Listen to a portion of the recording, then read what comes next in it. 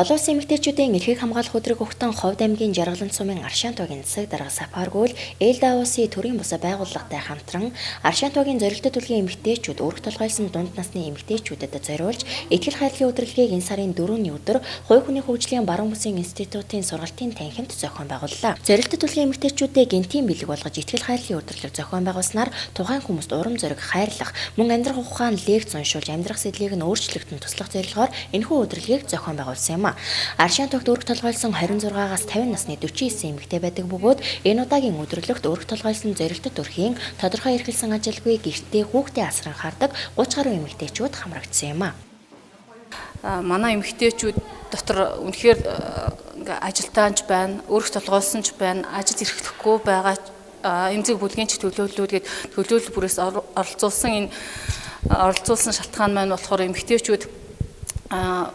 эмэгтэйчүүдийн баяр гэхээс илүүтэйгээр эмэгтэйчүүдийнхээ эрхийг хамгаалах өдөр өөрсдийнхөө доторх байгаа үрээ тарж ургуулах ёстой, эрхийнхаа төлөө яаж тэмцэх ёстой, үр хикрээ яаж авч явах ёстой, амьдрал дээрээ болон бусад зүйлээр яаж манлайлах ёстой бэ, би хэн бэ гэдэг илүү өөртөө итгэлтэй, урам зоригтой байгаасаа нийгэмд илүү эмэгтэйчүүдийн маань оролцоо илүү сайн байгаасаа гэдэг зорилготойгоор уг арга хэмжээг маань зохион байгуулж байна.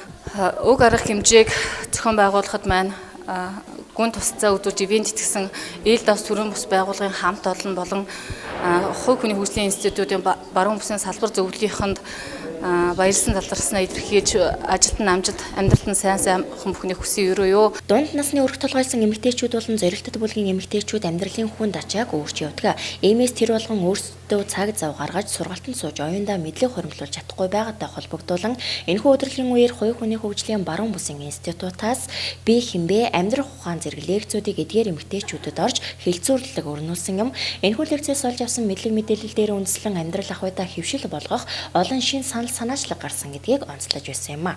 Би өмнө ингэж сургалт сууж үзээгэй.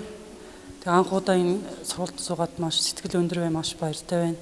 Амьдралдаа хэрэгтэй мэдээлэл бол зөндөө байна. Авах юм бол энэ дотор зөндөө байна. Тэгээд жишээ нь одоо тэгээд эмэгтэйг нь одоо эргээ яаж хөндлөх үү, гэрүүлээ яаж хүмүүжүүлэх үү, өөр хүүхдэд яаж зөвлөгөө өгөх үү гэх мэтлэн одоо энэс авсан юу зөндөө байна гэж бодож байна. Аршаантугийн засаг дарга Сафаргүйлд их баярлалаа. Тэгээд энэ сургуульд явуулж байгаа юуны хүмүүст бас маш их баярлалаа гэж хэлмээр байна. Хүний өөрөө мэддэг ч гэсэн өөрөө мэдж байгаа хэрнээ дотроо тэргээ хэрэгжүүлж чаддгүй тийм нууц одоо нуугдсан байгаа унтаа байгаа тэр их гайхалтай авьяас дээрээс нь өөрийгөө үнэл хөндлөмжийг олж авлаа. Дээрээс энэ эмэгтэйчүүд олон эмэгтэйчүүд цуглаад иймэрхүү сургалтанд суух юм бол хин бүгдээрээ нийлээд юу хийж бүтээж болох бид нар одоо энэс Аршаантугийн эмэгтэйчүүд нийлээд ямар юмд нэгдэж юуны төлөө бүгдээрээ хамтруул зүгээр вэ гэсэн шин санаанууд гаргахаар тийм сургалт боллоо. Маш их баярлж байна. Энэхүү өдрөлийн үеэр Аршаантугийн засаг дарга Сафаргүйл төрийн бус байгууллагын тэргүүнээр